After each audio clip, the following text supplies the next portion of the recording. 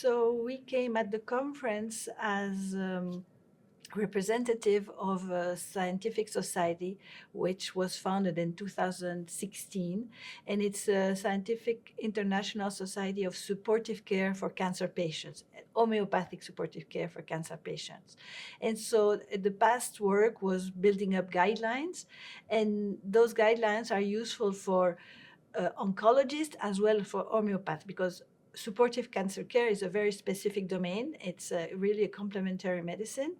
And our first guidelines were more general guidelines, and now we're presenting new guidelines about diarrhea following surgery. Well, you know, homeopathy is in supportive care and oncology is part of integrative oncology. You know, what is integrative oncology is the best of conventional therapy and the best of complementary medicine, and we take it together, not separated, not parallel, but together, not alternative, but together. That's homeopathy. And homeopathy is really a good medicine for that, because there is no interactions with the chemotherapy, with the targeted therapy, with hormone therapy. All the cancer therapy works with homeopathy, and homeopathy works very well with all the cancer treatments. So we did an algorithm. We find about 12 remedies which we think would be okay for this kind of chronic diarrhea. You know, it's very difficult for the patient because they have 10 sessions of diarrhea each day during weeks and months. It's very difficult for them. We would like to find the best homeopathic treatment, and how to evaluate that, how to be sure that we find the good homeopathic medicine. And so that's why we try to do an N-of-1 trial. So what is N-of-1 trial? It's a specific research that we can do in our daily practice, in fact. When the patient come and tell me, Dr. Bagot, I have 10 diarrhea each day, can you do something for me? So I try to find a good homeopathic medicine with a question my patient. The patient explained to me the kind of diarrhea.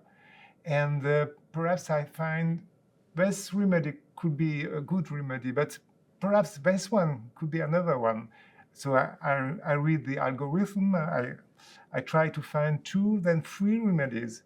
And instead to give these 3 remedies each day, I propose to my patient to take the first one the first week, the second one the second week, and the third one the third week.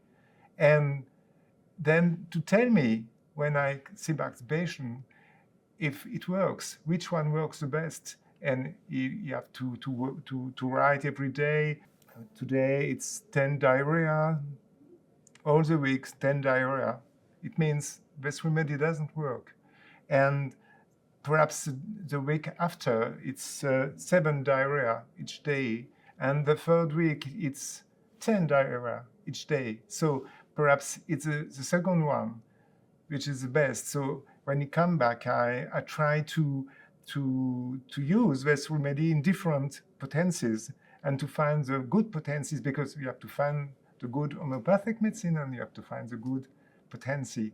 That's very difficult for this kind of symptoms, chronic symptoms. It's like a clinical trial, but using the same patient. And but over time, the same patient is going to give us feedback about how pertinent, how good is our treatment. And it's a new way of evaluating homeopathic intervention, because we know that homeopathic intervention is such a specific thing that the current methods for evaluation, our practice, they don't fit really. So what we want to find is a research model which fits better with the homeopathic treatment, rather than wanting to put our homeopathic treatment or intervention to fit in with the current model, which is double-blind placebo-controlled trials, which really don't adjust to what we do on our daily practice. I try to look at my patient and to take care of him. There's no double-blind in the real life, so we have to try to find research corresponding to the real life and what we do in the all-day practice. That's what we want to explain, because I think it's this new way of research is really adapted to homeopathy.